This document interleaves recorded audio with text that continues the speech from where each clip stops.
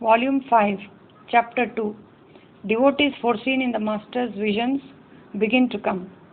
We have already told the reader how Keshav, Vijay, Pratap, Shivnath, Chiranjeev, Amrita, Gaur Govinda, and other leaders of the Indian Brahmo Samaj greatly benefited from their contact with the Master, learning steadfast devotion to their own faith and the greatness of renouncing everything for God. Now the question is, did the Master, who was a knower of Brahman and established in Bhavamukha, learn anything from his contact with Keshav and other Brahmos? Many devotees of Sri Ramakrishna would immediately answer no to this. But the law of give and take is a constant in the world. When we teach a totally inexperienced and immature boy, we learn which method of instruction helps his intellect to grasp the subject quickly, how what he has learned in the past is useful as a barrier to his comprehension of that subject, how to remove the obstacles, and so on. It is therefore unreasonable to say that the Master did not learn anything from his contact with the Brahmo Samaj, which was founded on Western ideas and education. Our impression is quite different. We say that the Master learned many things from the Brahmo Samaj while sharing his extraordinary ideas and spiritual experiences with his members. Thus, it is proper to discuss here what he learned from them. Before the Master came in contact with Keshav and other Brahmos, he was leading a life far from the influence of the West. Up to that time, he had seen that, except for Mathur, all those who came to him were striving to focus their life on either the path of worldly prosperity or the eternal path of renunciation to attain immortality. Although the Master observed that Mathur's temperament was a little different from the others, and he knew that Mathur had been educated in the Western manner, he had not yet experienced how the lives of all Indians who were thus westernized had been influenced in complex ways. Mathur's nature had changed shortly after meeting the Master and enjoying his holy company, so the Master felt no need to consider the issue further. When he came in contact with the Brahmos, however, he noticed that although they were striving for spirituality, they had deviated from the ancient ideal of renunciation. His mind then began to investigate the cause of this and discovered for the first time how the Western system of education and its ideas were bringing an alien influence into the lives of modern Indians. At first, the Master probably thought that when Keshav and other Brahmos were introduced to the spiritual truths that he had realized, they would accept them completely in short time. But as the days went by, despite their close association with them, they could not transcend the influence of their Western education to fully believe the Master's spiritual experiences. The Master then realized how deeply rooted the Western influence was in their minds. He then understood that Western savants permanently occupied the position of the gurus in their hearts, and they would never accept the experience of India's illumined rishis without comparing them with the words and ideas of those savants. That is why, after instructing the Brahmos, the Master would say, I have said whatever came into my head. Take as much of it as you want. You may leave out the head and the tail. The Master gave them freedom without contradicting their views, allowing them to accept his teachings and experiences as best as they could. The Master embodied the collective spiritual ideas of the Indian rishis. He was not at all perturbed by the Brahmo's attitude. He realized deep in his heart that everything happens in this world through the Divine Mother's will, and he conditioned himself to be guided in every respect by her command.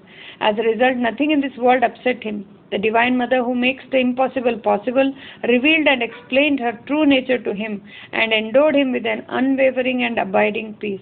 He fully realized that it was the Divine Mother's will that Western ideas and ideals had penetrated India, and that it was her will that the Brahmos and other educated communities had become puppets in the hands of Western influences. So how could he express annoyance at their weaknesses or deprive them of his infinite love and affection? He therefore remained content with this thought. Let them absorb the spiritual truths of the sages as much as they can. In time, the Divine Mother will bring to me those who can accept those truths completely. Even though he realized that the Brahmos were incapable of accepting all his teachings, when guiding them he shared not only his personal spiritual experiences but also did not hesitate to tell them the hidden truths of the spiritual world. One cannot have the vision of God unless one renounces everything for Him. As many faiths, so many paths. At the end of each spiritual path, the worshipper becomes identified with the worshipped. Real sadhana requires uniting thoughts and speech. One should have full faith in and reliance on God, discriminate between the real and the unreal, and perform one's duties without seeking the results of one's actions. Only then can you move forward towards God. He helped Keshav and some others to understand that it is impossible to cut one's attachment to the body and to attain the highest spiritual experiences without practicing chastity in body, mind and speech. He also engaged them in practicing this. When he found that many of them could not grasp his ideas despite repeated instruction, he realized that once past impressions become deep-seated in the mind, it is impossible to take in new ideas. He remarked, "One invariably fails if one tries to teach a mature parrot to repeat the name Radha Krishna once the ring of color has appeared around its neck." He understood that those who had firmly rooted desires for sense enjoyment, either due to the influence of Western materialism or for some other reason, could not completely incorporate the eternal idea of renunciation into their lives. That is why this earnest prayer burst forth from his mind at that time. "O Mother, please bring all renouncing devotees with whom I can rejoice and talk open-heartedly about you." It is not unreasonable to say that from that point on, the Master was firmly convinced that only young boys with pure minds would be able to accept his ideas completely, understand his message, and come forward to experience these truths without any hesitation. It did not take long for the public of Calcutta to observe that Keshav and other Brahmo leaders had adopted the Master's unique spiritual ideas and had consequently undergone a great change. But when Keshav and his associates began to publish some of Master's extraordinary religious views and inspiring teachings in Brahmo newspaper and journals, people of Calcutta became interested and started to visit Dakshineshwar to see him. In this way, the Master's chosen devotees gradually came to Dakshineshwar Kali temple. We heard that towards the end of 1879, 4 years after the Master's meeting with Keshav, Ramchandra Datta and Mano Mohan Mitra read about the Master in Keshav's magazine and came to him. The lives of those householders were transformed after meeting the Master. Ramchandra had written about this in his Bengali book Sri Sri Ramakrishna Paramahamsa Devar Jivan Vrittanta. So there is no need to discuss it here. It is enough to mention briefly that although they could not completely accept the Master's ideal of renouncing lust and gold for the realization of God, they were blessed to make good progress on the path of renunciation through their devotion to and faith in the Master. One can ascertain a householder's degree of faith and devotion by observing how freely he spends his hard-earned money for charitable activities. Ram first placed the Master in his life as a guru and then as his chosen ideal. He invited the Master and his devotees to his house in Shimla, Calcutta, and many times. He spent money lavishly on festivals, proving how much faith he had in the Master and how devoted to him he had become. The Master sometimes said about Ram, "See how generous Ram is. I can't describe how miserly he was when he first came to me.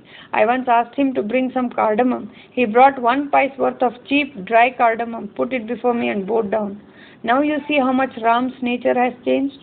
When the Master accepted Ram and Mano Mohan as his own, sheltering them forever with his protection, they felt themselves blessed by his unconditional grace. Such refuge in this world was beyond their imagination. It is therefore not surprising that they tried to bring their relatives and friends to the shelter of the Master. Within a year of their first meeting, they brought their family members to see him. Thus the Master's all-renouncing disciples and companions arrived one after another, beginning 1881. We heard that Swami Brahmananda was the first among them to come to the Master. His pre-monastic name was Rakhal, and he was married to Mano Mohan's sister. He heard about the Master from his wife's family shortly after his wedding and went to see him. Sri Ramakrishna later said, "Just a few days before Rakhal came, I saw mother put a child on my lap and say, 'This is your son.' I shuddered at the thought and asked her in surprise, 'What do you mean? I too have a son?' Then she explained with a smile, 'He is not a son in the ordinary worldly sense, but an all-renouncing spiritual son.' I was reassured. Rakhal came shortly after this vision, and I recognized him at once as the boy presented by the Divine Mother. In those days, Rakhal had the nature of a child of 3 or 4. He treated me just like a mother. He kept running to me and sitting on my lap. He wouldn't move a step from this place. He never thought of going home. I forced him to from time to time, lest his father forbid him coming to here altogether.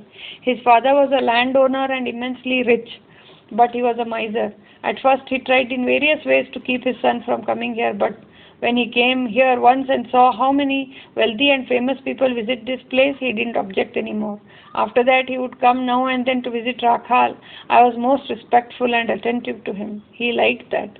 As for the family of Rakhal's wife, they raised no objection. Manomohan's mother, wife and sisters used to come here very often. Soon after Rakhal first came here, his mother-in-law brought Vishweshwari, his wife.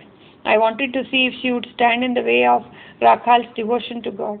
I carefully examined her physical features and saw that there was no cause for fear. She represented an auspicious aspect of the divine Shakti and wouldn't be an obstacle to her husband's spiritual journey. I sent a word to the Nahabat, Sharda Devi, to give Vishweshwari a rupee and unveil her face. The very sight of me used to evoke in Rakhal a childlike feeling that cannot be described. It impressed everyone who saw him. When in ecstasy I would feed him with butter and sweets and play with him as a mother plays with her child. I often carried him around on my shoulders, but none of this created any hesitation in his mind. At that time I said that Rakhal's childlike nature would disappear when he grew up and began living with his wife. When Rakhal did anything wrong, I scolded him. One day he was hungry, so he took butter from the temple prasad and ate it without waiting for me. How greedy you are, I said. From being here, you ought to have learned how to control yourself. Instead, you have taken butter and eaten it without asking me. He shrank with fear and never did that again. Rakhal was also jealous as a child. He simply couldn't bear if I loved anyone but him. His heart would feel wounded. I was afraid that he would harm himself from the jealousy he felt towards the people the Divine Mother brought to this place. 3 years after Rakhal first came to Dakshineshwar, he fell ill and went to Vrindavan with Balram. Shortly before that, I saw in a vision that the Divine Mother was removing him from here.